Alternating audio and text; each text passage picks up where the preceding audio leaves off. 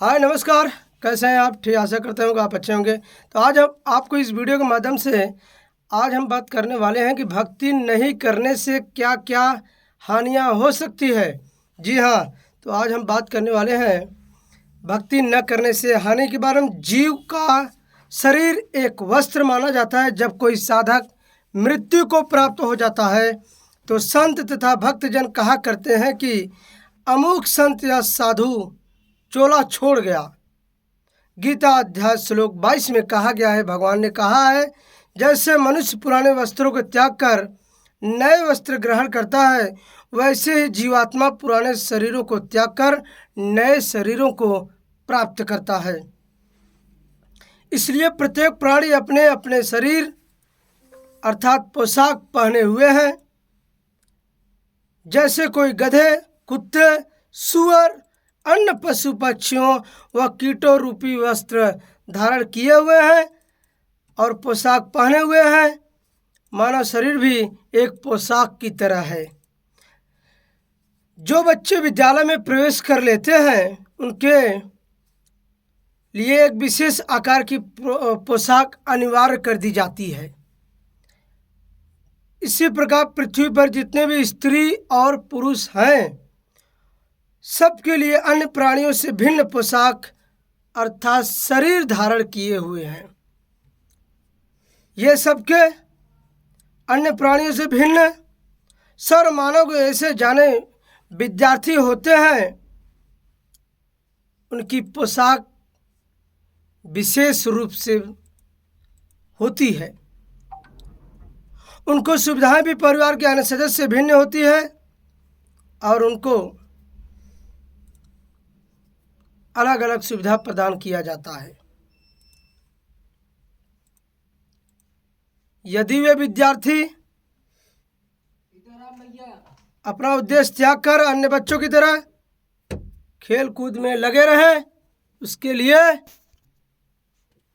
ऐसे ही हर पोशाक में अलग अलग धारण किए हुए हैं।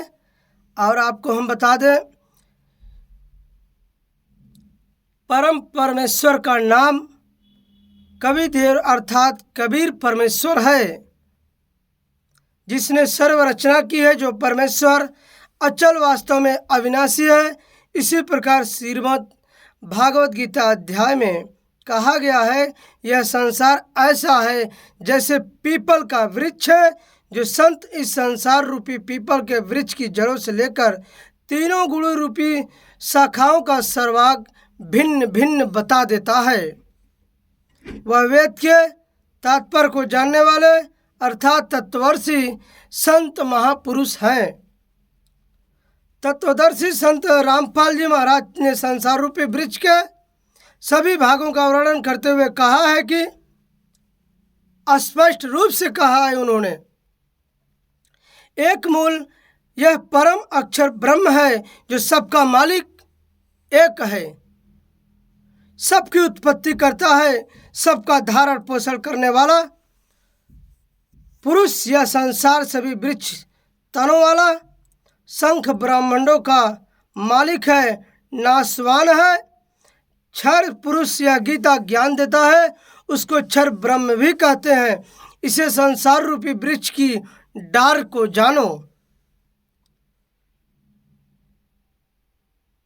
यह एक ब्रह्मांड में बने 3 लोकों पृथ्वी लोक, पाताल लोक और स्वर्ग लोक में एक एक विभाग के मंत्री हैं, मालिक हैं।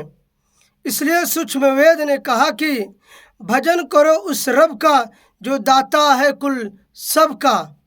अर्थात वास्तव में केवल पूर्ण महात्मा कबीर साहब की ही भक्ति करनी चाहिए।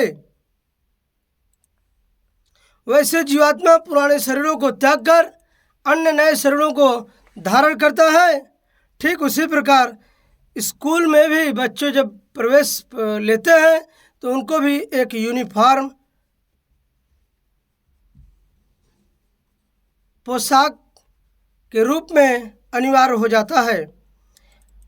पूजा भक्ति का अर्थ के बारे में आज हम आपसे बात कर रहे हैं।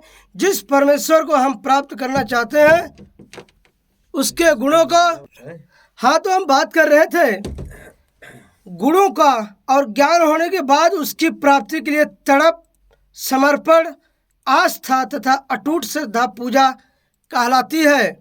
जबकि परमेश्वर अर्थात पूज्य पदार्थ की प्राप्ति किए जाने वाला प्रयत्न साधना कहलाता है। जैसे किसी को पानी पीने की आवश्यकता है, उसको ज्ञान हुआ कि पृथ्वी के नीचे पीने का पानी मीठा है। पानी उस व्यक्ति के लिए पूज्य वस्तु है, उसकी प्राप्ति के लिए किए जाने वाला प्रयत्न साधना कहलाती है।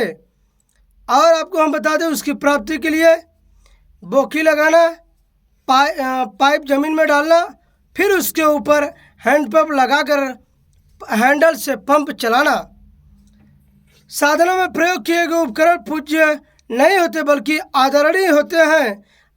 जैसे हमारी इच्छा आम खाने की होती है तो हमें आम का फल पूज्य लगता है, उसे प्राप्त करने के लिए धन की आवश्यकता पड़ती है।